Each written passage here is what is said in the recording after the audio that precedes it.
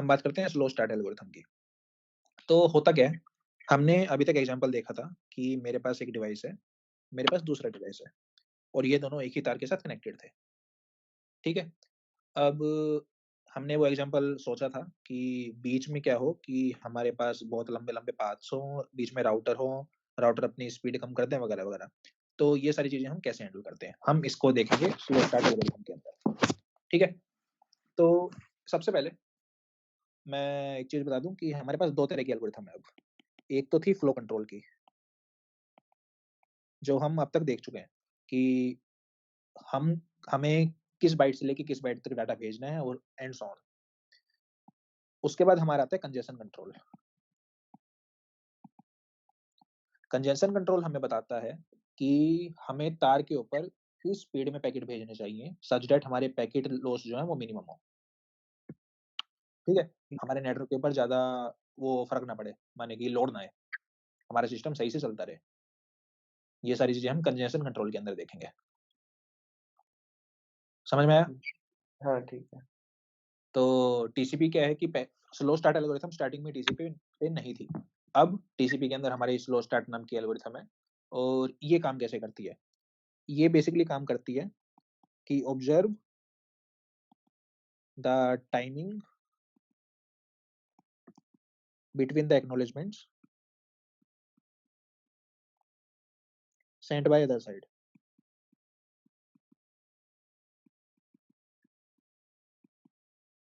Steady state के अंदर। तो जब हम एल्गोरिथम की डिटेल्स देखेंगे वैसा दिखेगा नहीं कि हमारे पास एग्ज़ैक्टली ये कैसे हो रहा है। लेकिन जब स्टेडी स्टेट आ जाएगी तब हमारी एल्गोरिथम ये चीज़ अचीव कर लेगी। हमारा टारगेट बेसिकली ये है कि जिस स्पीड से सामने वाले से एक्नॉलेजमेंट आ रही है, मतलब बेसिकली क्या कर रहा है, ऑप्टिमल स्पीड।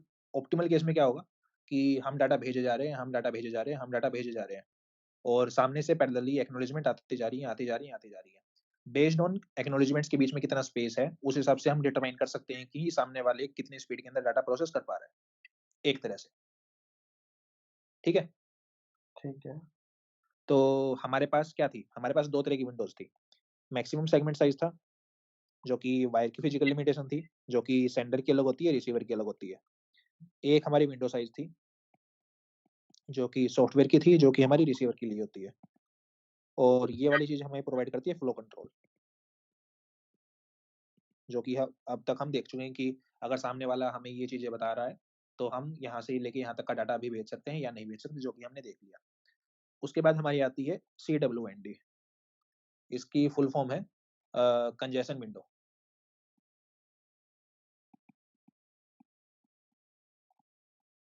और इसके थ्रू हम करते हैं congestion control.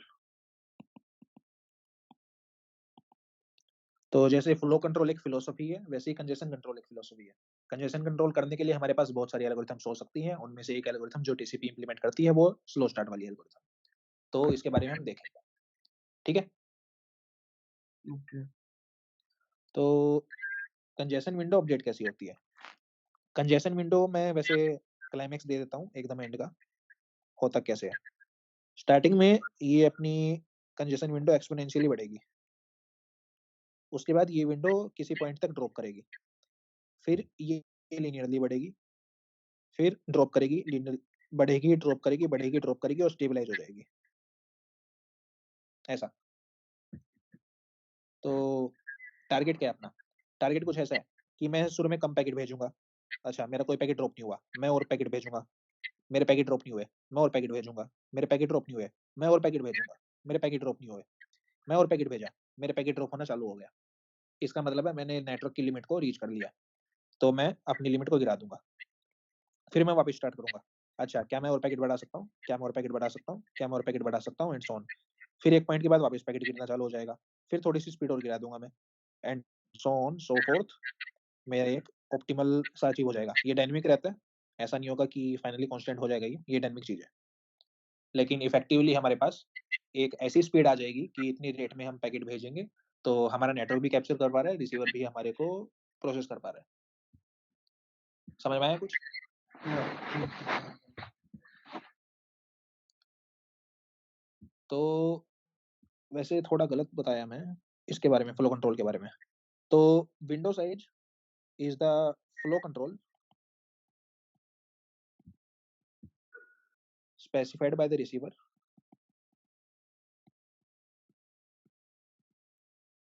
and congestion control is the flow control या congestion window is the flow control specified by the sender. नाम से इतना फर्क नहीं पड़ता, अपने को तो आइडिया होना चाहिए कि एक विंडो होती है जो सेंडर बताता है, एक विंडो होती है जो रिसीवर बताता है। रिसीवर हमें बताता है कि किस जगह से लेके किस जगह तक का पैकेट एक्नॉलेजमेंट करना है, नहीं करना है, टाइम आउट हुआ है वगैरह वगैरह। हमारे वाली विंडो बताती है, जो कि दूसरी विंडो है, जो हमने नई चीज इंट्रोड्यूस की है, वो हमें बताती है कि हम कितनी स्पीड के थ्रू डाटा भेज सकते हैं। तो जो हमारा मिनिमम वाला लॉजिक था, जहाँ पे मिनिमम के अंदर हम मैक्सिमम सेगमेंट साइज, अपना विंडो साइज, इसके अंदर हमारा CWND हो जाएगा। तो इन तीनों का मिनिमम मिला के जो फाइनल वैल्यू आएगी, उतने साइज का हम पैकेट भेजेंगे। ठीक है? ठीक है, बट सेंडर और रिसीवर तो चेंज होते रहते हैं ना, मतलब और दोनों सेम ही होते हैं ना टीसीपी में तो। टीसीपी में दोनों सेम होंगे, हाँ, एक गिवन कनेक्शन के लिए, यस। तो मतलब अलग-अलग कनेक्शंस के लिए ये एल्गोरिथम वापस चलेंगे।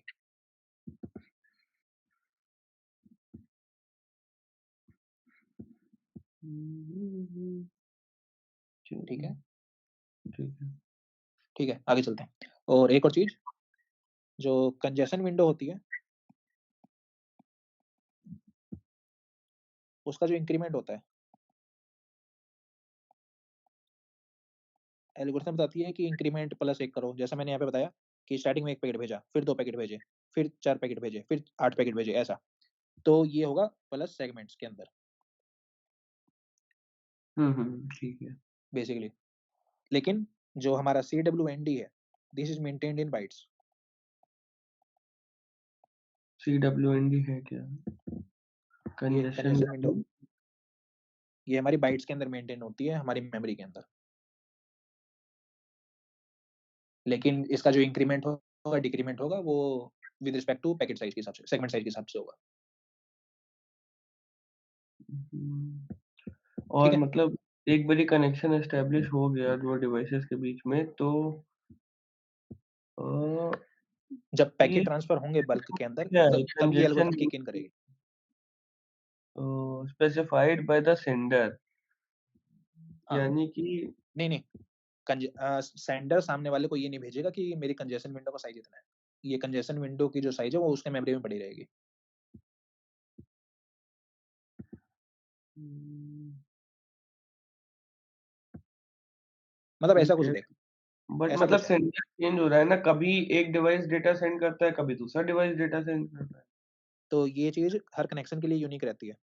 अगर एक कनेक्शन बना तो उसके लिए अलग एल्गोरिथम चलेगी, दूसरा कनेक्शन बना उसके लिए सेम एल्गोरिथम की डुप्लीकेट कॉपी चलेगी। हम्म ठीक है? माने इंडिपेंडेंट है। तो कनेक्शन के ऊपर हुआ ना, तब सेंडर थोड़ी स्पेसिफाई कर रहा है, कनेक्शन स्पेसिफाई कर रहा है। गिवन अ कनेक्शन, इस कनेक्शन के लिए सेंडर मेंटेन करके रखेगा विंडो का। दूसरे कनेक्शन के लिए ये सेंडर अपनी दूसरी CWND विंडो मेंटेन करके रखेगा। हाँ, बट दूसरा कनेक्शन तो तू छोड़ दे, जो पहला कनेक्शन है उसमें हाँ, 2 डिवाइस है ना, अब 2 डिवाइस में तू सेंडर किसको बोल रहा है? दोनों ही करेंगे, हाँ। सेंडर वो है जो डाटा सेंड करने वाली पार्टी है। मेंटेन तो दोनों करेंगे उनकी तरफ से, क्योंकि इनको भी रिप्लाई करना होगा, इनको भी बल्क में डाटा ट्रांसफर करना होगा। तो दोनों सेंडर का कंजेशन लिमिट अलग-अलग भी हो सकता है, विंडो हो सॉरी, भी सकता है, हाँ। दोनों डिवाइस हाँ, का। हो सकता है। हमने ऊपर क्या देखा था? हमने ऊपर सिर्फ ये एग्जांपल देखा था कि लेफ्ट हैंड साइड डाटा भेज रही है, राइट हैंड साइड डाटा भेज ही नहीं रही। तो इस हुँ, केस में लेफ्ट हैंड साइड के अंदर CWND वर्क करेगा। लेकिन राइट हैंड साइड कोई डाटा भेज ही नहीं रही है, तो राइट हैंड साइड के लिए CWND का कोई कांसेप्ट एप्लीकेबल नहीं होता, क्योंकि इसका यूज़ ही नहीं आ रहा है यहाँ पे। हाँ, इस एग्ज़ाम्पल में, बट एक्चुअल में तो हाँ, राइट साइड भी एक्चुअल में दोनों डेटा साइड होता है, दोनों साइड होता है। और इंडिपेंडेंट होता है एक-दूसरे के, यप, दोनों congestion window is independent of each other, right? हाँ, ठीक है। ठीक है। यहाँ पे 2 चीज़ें हैं, ये तो है स्पीड बढ़ाते रहो, ये है कंजेशन अवॉइडेंस।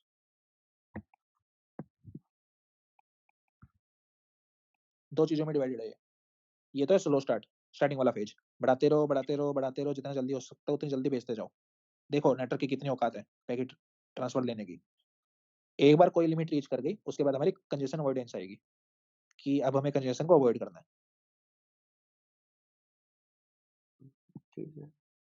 ठीक है? और इसकी ज़्यादा डिटेल के अंदर अभी हम जाएँगे नहीं, क्योंकि मेरे को भी ज़्यादा ध्यान नहीं है, मेरे को रिवाइज़ करना है, बट मोटा-मोटा आइडिया ये था। ठीक है? ठीक है। अब ये काम कैसे करता है? काम कैसे करता है मतलब इसका एक एग्ज़ाम्पल देख लेते हैं। बेसिकली मैंने ये बताया ना कि मान लिया सेंडर ने एक पैकेट भेजा, सामने से एक एक्नॉलेजमेंट आएगा, फिर ये 2 पैकेट भेजेगा, सामने से एक्नॉलेजमेंट आएगा। हो सकता है 1 एक्नॉलेजमेंट आए, 2 एक्नॉलेजमेंट आए। फिर ये अपने 4 पैकेट भेजेगा, फिर सामने से एक्नॉलेजमेंट आएगा, फिर ये 8 पैकेट भेजेगा, फिर आगे से एक्नॉलेजमेंट आएगा, एज्यूमिंग मेरी कंजेशन अभी तक रीच नहीं हुई है। ठीक है? ठीक है। तो प्रैक्टिकली ये इम्प्लीमेंट कैसे होती है? प्रैक्टिकली मान लिया मेरी चल ठीक है, इसके अंदर एग्ज़ाम्पल देख ही लेते हैं। मैं ज़्यादा डिटेल के अंदर जाऊँगा तो वो कल की चीज़ें हैं, वो हम बाद में कवर करेंगे। तो क्या होगा? स्टार्टिंग में इसने बोला, ठीक है, यहाँ पे कनेक्शन एस्टेब्लिशमेंट हो चुका है और ये 512 के पैकेट्स के फॉर्म में भेज रहा है, पता नहीं क्यों बट ठीक है। 512 के इसने पैकेट डिसाइड किया तो 512 में ये भेज रहा है। इसने भेजा पहला 512 का packet. As you can see starting from byte number 1 क्योंकि बाइट नंबर 0 सिंध ने खा ली। ठीक है? ठीक। डाटा हमेशा लेफ्ट हैंड साइड भेज रही है और इसके अंदर मेमोरी के अंदर CWND की वैल्यू 1 है। इसका मतलब है एक ही पैकेट भेजना है। इसने पैकेट भेजा, भेज दिया, सामने वाले से रिप्लाई आ गया। तो ये जो मैं यहाँ पे बता रहा था चीज़, ये डायग्राम में तेरे को दिख रही होगी कि जैसे ही एक्नॉलेजमेंट आए, CWND की वैल्यू +1 कर दो। ठीक ये है है। Slow start algorithm. ठीक है? ठीक है। ठीक है। तो प्रैक्टिकली काम कैसे कर रही है ये? तो मान लिया मैंने यहाँ पे 2 पैकेट भेजे थे और मेरे 2 एक्नॉलेजमेंट आ गए। तो यहाँ पे CWND की वैल्यू 2 थी। ठीक है? मेरे को दोनों एक्नॉलेजमेंट आने के बाद मेरे को ये चाहिए कि मेरे CWND की वैल्यू 4 हो। तो क्या होगा? पहला एक्नॉलेजमेंट आया, इसकी वैल्यू 3 हो जाएगी। अगला एक्नॉलेजमेंट आया, इसकी वैल्यू 4 हो जाएगी। इफेक्टिवली जितने एक्नॉलेजमेंट आएँगे, उतने से ही CWND बढ़ जाएगा और मेरा इफेक्टिवली एक्स्पोनेंशियली ये मेरा दुगने साइज़ के साथ बढ़ता रहेगा। पर दोनों का एक्नॉलेजमेंट साथ में आता है ना जनरली, तो हाँ, टीसीपी दोनों का पे। एक्नॉलेजमेंट अगर साथ में आया, तो वो दोनों को 2 अलग-अलग तरह ट्रीट करेगा और फिर CWND डायरेक्टली +2 हो जाएगा। ठीक है। या नहीं होगा वो देखते हैं। वो इम्प्लीमेंटेशन डिटेल है, वो मेरे को ज़्यादा ध्यान नहीं है। ठीक है? तो यहाँ पे देखो, इसने पहला पैकेट भेजा, इसने दूसरा पैकेट भेजा ही नहीं। इसने सिर्फ पहला पैकेट भेजा। पहले का रिप्लाई आ गया, बढ़िया। CWND का वैल्यू 2 तो ये 2 पैकेट भेजता है। अच्छा हाँ, देख, सामने वाले ने बोला मेरे पास 8 केबी का डाटा मैक्सिमम। हुँ। तो ये पूरा 8 भेजने के बजाय तो हाँ, हमने ये बोला था ना कि यहाँ पे डिवाइस है, यहाँ पे डिवाइस है। बीच में छोटे-छोटे हो सकते हैं लिंक्स हों, छोटे-छोटे लिंक्स, जिसके ऊपर ज़्यादा बड़ा पैकेट नहीं आ सकता। तो ये छोटे-छोटे पैकेट भेज रहे हैं यहाँ पे वो, 512 के, 512 के। ठीक है? वैल्यू कैसे कैलकुलेट वगैरह होती है, वो हम कल देखेंगे। अभी बस वैल्यू देख ले कि सामने वाले ने बोला कि मैं एक बार में 8 केबी का डाटा ले सकता हूँ, लेकिन ये भेज रहा है सिर्फ 512 का। ठीक है। ठीक है? तो इसने 512 का 1 पैकेट भेजा, 512 का इसने दूसरा पैकेट भेजा। बढ़िया, क्योंकि CWND की वैल्यू 2 थी और सामने वाला इसने अभी तक फुल नहीं किया, सामने वाले ठीक की है। मेमोरी को। फिर बढ़िया। ये एक्नॉलेजमेंट आया 1025 का। 1025 किसका एक्नॉलेजमेंट? पैकेट नंबर 3 का। 3 का। पैकेट नंबर 3 का एक्नॉलेजमेंट आया, जैसे ही एक एक्नॉलेजमेंट आया, इसकी value plus 1 plus equal to 1 हो गई। ठीक है। एक एक्नॉलेजमेंट आया, 2 पैकेट भेजे। क्योंकि 1 का एक्नॉलेजमेंट अभी नहीं आया है और उसकी वैल्यू 3 है, तो मैक्सिमम 2 भेज सकता है। इफेक्टिवली हाँ, मैं रिपीट कर देता हूँ। तो क्या है कि स्टार्टिंग में ये था, CWND की वैल्यू 2 थी। पैकेट आया, CWND की वैल्यू यहाँ पे 2 थी, ठीक है? पैकेट आया, स्टेट क्या हुई? पहले वाला पैकेट कट गया, लेकिन CWND की वैल्यू 3 है। राइट। इन द फ्लाई अभी मेरे पास 1 ही पैकेट है, लेकिन मैं भेज सकता हूँ 3, तो ये 2 पैकेट भेजेगा। ठीक। मतलब -1 प्लस 2, डन, डन। तो इसने 2 पैकेट भेजे। फिर 1537 आया, 1537 इसका रिप्लाई है। चौथे का है। फिर फिर वैल्यू बढ़े, तो इसकी 2 वैल्यू और 4 भेज। है, 2 और भेज दिया। बट बढ़ाता जा रहा है क्योंकि अभी तक इसका कोई पैकेट ड्रॉप नहीं हुआ है। इसने हुँ। बढ़ाया, इसने बढ़ाया। फिर आया 2049, 2049 किसका? इस वाले का, 5, 6 का। क्योंकि सामने वाला हो सकता है अपना रिसीवर स्लो हो, कोई ना। ये आया, इसकी वैल्यू 5 सेट हो गई, ये डाटा भेजेगा, लेकिन इसके पास और डाटा भेजने का सिर्फ़ एक ही डाटा है, इसने यहाँ पे डाटा शेड्यूल कर दिया भेजने के लिए। इसके पास आया 2561 का, जो कि ये वाला है। ये वाला एक्नॉलेजमेंट आ गया इसके पास और हाँ। इसने सिर्फ़ एक ही डाटा भेजा और इसने फ़िन भेज दिया। इसने देखा कि ये सामने वाला स्लो प्रोसेस कर रहा है, तो मैं एक ही साथ फ़िन भेज देता हूँ। हुँ, ऐसा ज़रूरी नहीं है, लेकिन इसने डिसाइड किया तो इसने भेज दिया। तो उसके बाद यहाँ पे देख, विंडो साइज़ हमेशा 8192 ही है, हाँ, जो रिप्लाई में आ रहे हैं। इसका मतलब क्या हुआ कि रिसीवर अभी जितने पैकेट आ चुके हैं, उनको तो प्रोसेस किया ही नहीं है, रिसीवर बहुत स्लो चल रहा है। इसलिए अपना सेंडर इसको भेज पा रहा है ये इतने सारे पैकेट्स। तो इस हिसाब से ये सेंडर ने इसको भेज दिया। फिर फाइनली 3073 का आया, जो कि अपना पैकेट नंबर 9 का है, फिर पैकेट नंबर 10 का है, फिर पैकेट नंबर 13 का है। तो यहाँ पे देख, इसने स्टार्टिंग में ये एक्नॉलेजमेंट भेजी और उसके बाद इसने खुद का फ़िन भेज दिया। तो एक्नॉलेजमेंट 4098 थी, इसका मतलब फ़िन की भी एक्नॉलेजमेंट यहाँ पे आ चुकी है।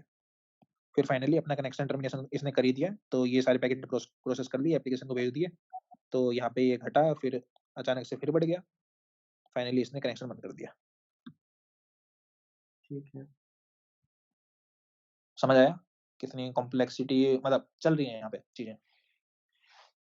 हुँ, अब थोड़ा-सा डायग्राम के अंदर आ जाते हैं। तो कॉपीराइट ना लगे तो मैं एक बार बता देता हूँ।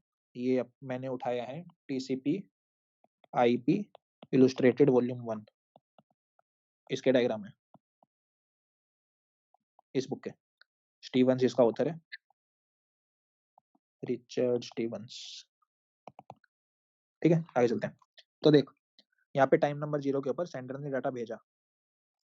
डाटा यहाँ पे गया, तार के अंदर यहाँ पे गया, यहाँ पे गया। तो ये 2 चीज़ें क्यों दिखा रहा है? ये वाला दिखा रहा है कि इसके अंदर डाटा यहाँ से यहाँ जा सकता है, ये दूसरे वाला बता रहा है कि रिसीवर इसको कुछ डाटा भेज रहा है। ठीक है? ठीक। डायग्राम अपना ये रिप्रेजेंट कर रहा है। तो रिसीवर ने इसको प्रोसेस किया, टाइम टाइम इक्वल टू 3 के ऊपर रिसीवर के पास पैकेट जाना चालू हो चुका है। टाइम इक्वल टू 4 के ऊपर रिसीवर ने एक्नॉलेजमेंट ऐसा भेज दिया। एक्नॉलेजमेंट आएगा, पहले वाले को पता लग गया। फिर ये अपने 2 पैकेट भेजेगा। रिसीवर के पास 2 पैकेट आए, रिसीवर ने दोनों का एक्नॉलेजमेंट ऐसे भेज दिया। इसको 2 एक्नॉलेजमेंट ऐसे मिलते गए। ठीक है? कोई बड़ी बात ठीक है। नहीं। आगे चलते हैं। अब इसके पास 2 पैकेट आ चुके हैं एक्नॉलेजमेंट, तो ये 4 भेज रहा है। तो पहले एक्नॉलेजमेंट की रिप्लाई में इसने 2 जनरेट किए, द इसके एक्नॉलेजमेंट की रिप्लाई में इसने 2 जनरेट किए। हुँ, ठीक है? सेंडर की तरफ से देख, ये अपना खाली पड़ा है, ये अपना खाली पड़ा है, सेंडर कुछ नहीं कर रहा है, सेंडर अभी वेट कर रहा है।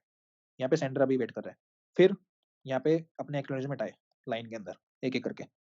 तो सेंडर अपना पूरा का पूरा पाइप के अंदर डाटा भेजना चालू कर रखा है। अब क्या होगा, इस स्टेट के अंदर क्या है कि सेंडर नया डाटा भेज रहा है, सेंडर डाटा भेज रहा है, सेंडर डाटा भेज रहा है। जैसे ही सेंडर डाटा भेज रहा था, वैसे-वैसे इसके एक्नॉलेजमेंट आने चालू हो गए। क्या हाँ, हुआ? हमारी स्टेडी स्टेट अचीव हो गई, इस थ्योरेटिकल एग्जांपल के अंदर, कि जिस स्पीड में सेंडर अपना डाटा भेज रहा है, उसी स्पीड में रिसीवर अपने को एक्नॉलेजमेंट भेज रहा है।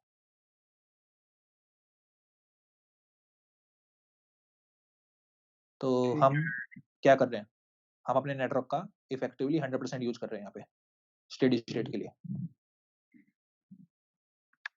सही बात है? अभी तुम स्टेडी स्टेट किसको बोलोगे? जो टाइम 29 पे है, टाइम 30 पे है, टाइम 31 पे है? 31 वाला, जब सेंडर को पता लग गया कि जिस स्पीड से मैं डाटा भेज रहा था, उसी स्पीड से एक्नॉलेजमेंट आ रहे हैं। हुँ, तो हुँ, इसका सेंडर क्या करेगा, टाइम 31 के ऊपर सेंडर को पता लग गया कि मैं जिस स्पीड से भेज रहा हूँ, मेरे को सिर्फ़ उसी स्पीड से डाटा भेजना है अब। क्या पता वो स्पीड ज़्यादा हो गई हो? नहीं? अगर वो स्पीड ज़्यादा हो गई, तो उस हिसाब से एक्नॉलेजमेंट के बीच में गैप आना चालू हो जाएगा। वो देखते हैं, वो हुँ, अपन कल देखते हैं। हमने यहाँ पे देखा था बट ना। एग्ज़ैक्ट डेट से पता नहीं चला ना। हाँ, मेबी बाद में किसी पैटर्न से पता चले। हाँ, वो होगा।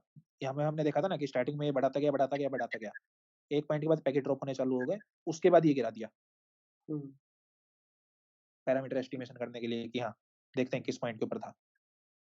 बट स्टेडी स्टेट आ जाएगा फिर, ठीक हाँ, बात है। ये वैसा केस था कि जहाँ पे मैं बढ़ाए जा रहा हूँ, बढ़ाए जा रहा हूँ, बढ़ाए जा रहा हूँ और फिर एकदम स्टेडी स्टेट आ गया। ठीक। लेकिन अपना ग्राफ ऐसा भी दिख सकता है जो कि मैं पहले बनाया था।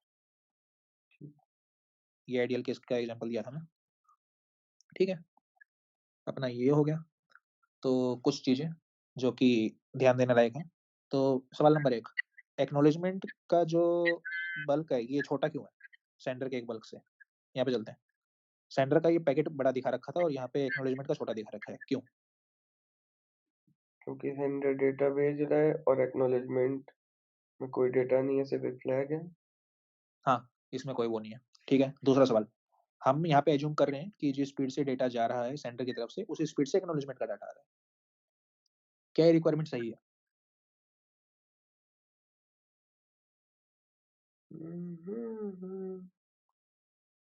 नॉट श्योर, मतलब ज़्यादा तेज़ी से भी आ सकता है क्यों? या धीमे भी आ सकता है। अगर मान लिया एक ही पाथ फ़ॉलो किया और मान लिया मेरे पास एक डिवाइस यहाँ पे, एक डिवाइस यहाँ पे है। मेरे पास रास्ते में 3 राउटर हैं और कोई पाथ नहीं है और राउटर को कोई और यूज़ भी नहीं कर रहा। इस केस में क्या यहाँ से यहाँ डाटा जाने का और वहाँ से यहाँ डाटा आने में अंतर है, टाइम के रिस्पेक्ट में? अगर पैकेट का साइज़ अलग-अलग है। हाँ, तब भी हो सकता है, डिवाइस के ऊपर भी डिपेंड करता है वो कितनी तेज़ी से तार में डेटा डाल रहा है। हाँ, तो कौन-सा होता है ये? प्रोपेगेशन डिले या transmission delay? Transmission delay. Transmission delay. Propagation delay दोनों का सेम रहेगा लेकिन ट्रांसमिशन डिले इफ़ेक्ट करेगा, क्यों करेगा? तो डिवाइस की कॉन्फ़िगरेशन अलग-अलग है भाई। हमने स्टार्टिंग में बिल्कुल स्टार्टिंग में बोला था कि एक तो होते हैं स्टोर एंड फॉरवर्ड वाले, एक डायरेक्ट फॉरवर्ड कर देते हैं। तो क्या होगा? अगर बड़ा पैकेट है, बड़ा पैकेट पहले राउटर के अंदर स्टोर होगा, राउटर पूरे को एग्ज़ामिन करेगा, उसके बाद इसको सामने भेजेगा। लेकिन अगर पैकेट छोटा है, तो ये जल्दी से इसके राउटर के अंदर आ जाएगा और जल्दी राउटर इसको आगे भेजना चालू कर देगा। ये भी सही बात है। तो आइडियल केस के अंदर हम अज़्यूम कर रहे हैं, इस थ्योरेटिकल एग्ज़ाम्पल के अंदर कि अपने को इफेक्टिवली ये चाहिए, सेंडर जिस स्पीड से डाटा भेज रहा है, रिसीवर उस स्पीड से ऐसा रिप्लाई कर पा रहा है। ठीक है? तो ठीक, ये है अपना सेल्फ क्लॉकिंग बिहेवियर एक तरह से।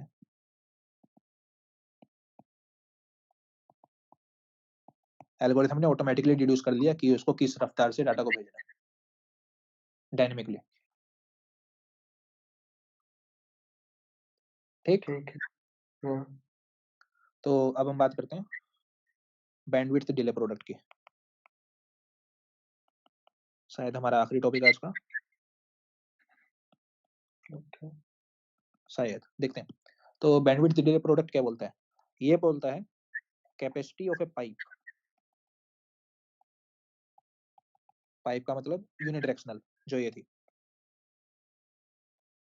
या दोनों का है, वो देखते हैं। दोनों का है, ठीक है? Capacity of A pipe is defined by bandwidth into round trip time. तो बैंडविड्थ का मेजर कितना है? Bandwidth is represented by bits पर सेकंड, राउंड ट्रिप टाइम का यूनिट है सेकंड्स, तो capacity of A pipe is bits. कितना data मेरी पाइप के अंदर रह रहा है, किसी भी ठीक। टाइम पे। तो हुँ, बैंडविड्थ डिले प्रोडक्ट क्यों है? तो ये हो गई बैंडविड्थ और ये हो गया अपना डिले, राउंड ट्रिप टाइम। यहाँ से सिग्नल गया, यहाँ से वापस आया, टोटल कितना टाइम लग रहा है। तो मैं ऐसा बोल सकता हूँ कि इसके अंदर कुछ मेमोरी है, इसके अंदर कुछ मेमोरी है और इसके अंदर कुछ मेमोरी है। M1 ठीक। स्टेबल है, M2 स्टेबल है, M3 स्टेबल नहीं है। M3 के अंदर जैसे डाटा गया वैसे-वैसे निकलता रहेगा, बट इफेक्टिवली हम ऐसा बोल सकते हैं कि नेटवर्क के अंदर हमारा इतना डाटा पड़ा है टेम्परेरीली। ठीक है? तो अब इस एग्ज़ाम्पल के अंदर आते हैं, जो हम पहले से बोल के रखे थे कि मान लिया ये मेरा डिवाइस है, ये मेरा राउटर है, ये मेरा दूसरा राउटर है, ये मेरा डिवाइस है। इसकी स्पीड ज़्यादा है, इसकी स्पीड ज़्यादा है, लेकिन बीच वाले की स्पीड कम है। इस केस में क्या होगा? तो मान लिया ये मेरा सेंडर है, सेंडर वाले की पाइप मोटी कर रखी है। पाइप मोटी करने का मतलब क्या है? स्पीड ज़्यादा है। इसकी स्पीड ज़्यादा है, बैंडविड्थ ज़्यादा है? बैंडविड्थ ज़्यादा है, स्पीड तो नहीं बोल सकते। ठीक है। इसकी बैंडविड्थ ज़्यादा है। हुँ, सही बात है। ठीक है? तो क्या होगा? कम आया, इसकी बैंडविड्थ कम है। तो आगे जाने की रफ्तार सेम है, प्रोपेगेशन डिले सेम है। प्रोपेगेशन डिले रिप्रेजेंट्स कि किस स्पीड में जा रहा है। इसके आगे जाने की रफ्तार सेम है, लेकिन इसकी बैंडविड्थ कम है, तो पाइप अपनी श्रिंक कर दी इन्होंने और पाइप आगे एक्सटेंड होगी, तो उस हिसाब से अपने जो पैकेट्स होंगे वो इस रफ्तार में रिसीवर को दिखेंगे। रिसीवर अपनी एक्नॉलेजमेंट इसी रफ्तार में भेजेगा, एक्नॉलेजमेंट अपने इस रफ्तार में स्पेस आउट हो जाएँगे, तो देख इनके बीच में ज़्यादा गैप था यहाँ पे, लेकिन यहाँ पे इनके बीच में कम गैप हो गया। फिर एक्नॉलेजमेंट्स के बीच में ज़्यादा गैप हो गया। इफेक्टिवली सेंडर को क्या दिखेगा? सेंडर को इफेक्टिवली दिखेगा कि रिसीवर इस स्पीड से डाटा प्रोसेस कर पा रहा है। तो सेंडर अपनी जो डाटा भेजने की स्पीड है, वो इस हिसाब से एडजस्ट कर लेगा। हुँ, तो इससे अपना जो क्या बोलते हैं, बीच वाले कम बैंडविड्थ वाले जो भी इफेक्टिव पॉइंट्स हैं, वो सारे कवर हो जाएँगे यहाँ पे। ठीक है। और ये है अपना कंजेशन यहाँ पे। कुछ भी हो सकता है राउटर पे लोड ज़्यादा हो, लेकिन पहले पाइप सेम थी, ऐसा भी हो सकता है। तो कुछ भी हो सकता है यहाँ पे, बहुत सारे रीज़न्स हैं जिसकी वज़ह से अपनी स्पीड कम हो सकती है, कंजेशन अपना आ सकता है। और अपनी जो कंजेशन वाली एल्गोरिथम है, वो इन सभी का ध्यान रखती है। ठीक? ठीक है। कोई डाउट? हुँ, हुँ, हुँ। अब बड़े पाइप का मतलब कि उसकी कैपेसिटी ज़्यादा है मेरे ख्याल से, बैंडविड्थ तो नहीं बोलेंगे।